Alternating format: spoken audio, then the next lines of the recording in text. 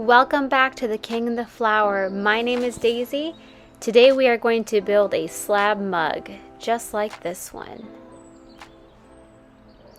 Let's go ahead and get started.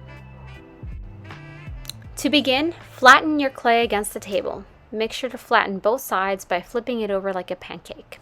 Don't get it too thin. This is just to prepare the clay.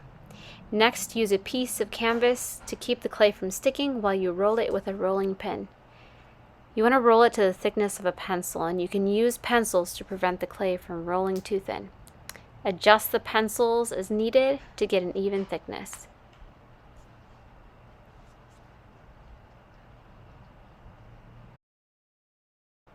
Next, use a rubber rib to smooth the slab. Then you're going to cut it to the size of your rectangular template. In this next step, you can add some texture. I'm using a homemade stamp. Now, adding texture could distort the size and the shape of your clay, so be sure to check it against the template before you start to wrap it around your support.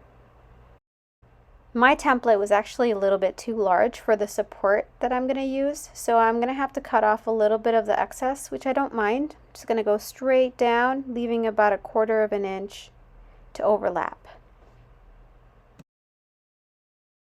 Here's another one of my favorite tools. This is called a bevel, and it creates a 45-degree angle so that the two ends can come together very neatly. I've pre-made a circular base to attach to the cylinder using the same steps that I did with the rectangle.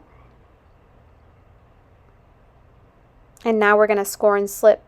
Using a serrated rib, we're going to dip it in water and just allow slip to be created as we are making hatch marks.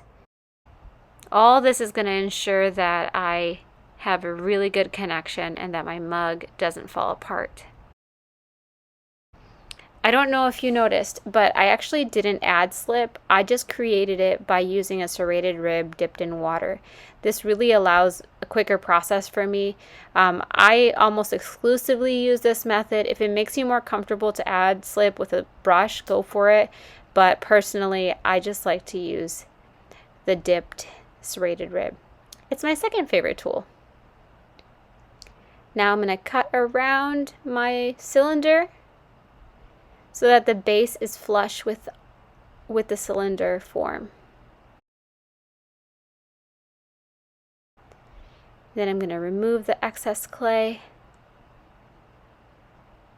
and blend the seam. So I blended the seam at the base, and now I'm going to blend the seam along the side of the mug.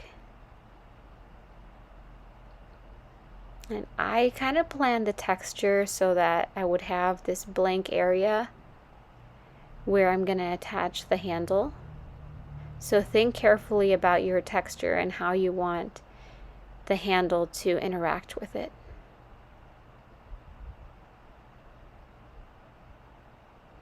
You want to completely erase the seam on the outside. And if it feels sturdy enough, you can take off the support from the interior. Roll a thin coil to blend into the interior seam. I like to use a modeling tool to help me do this. It's really important that you get into that area where the mug meets the base.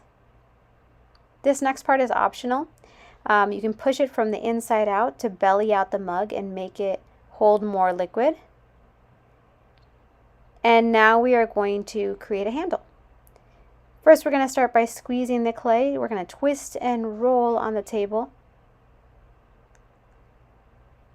I like my handles to be a little bit more flat along the sides, so flatten if you wish. I'm going to smooth it out a little bit. I'll cut it because I don't think I'll need that much. And now I'm going to put my nice texture on there. That part's optional as well. And I like my handles to be a half heart shape, so I'm going to cut it along the sides. And I cut so that it could fit really well along the side of the mug. So I'll cut a little bit on the ends. I'm going to take a serrated rib, score and slip,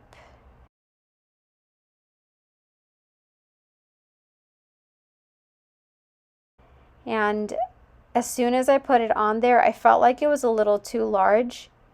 So give it a good look, and if you don't like it, you could always cut the end.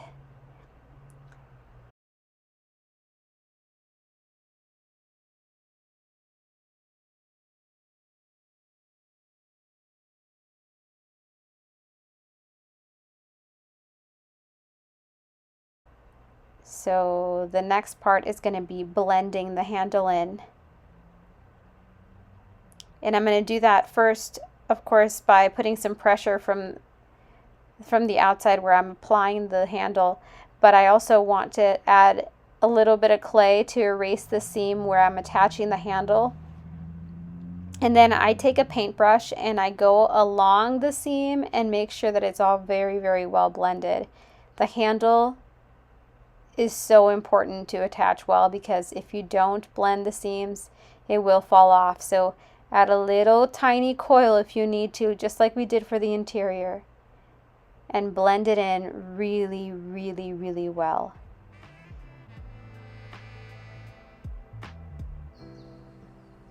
Make sure that you have scored and slipped really well before you do this. And ta-da! There it is! Thank you guys so much for watching. I hope I see you next time.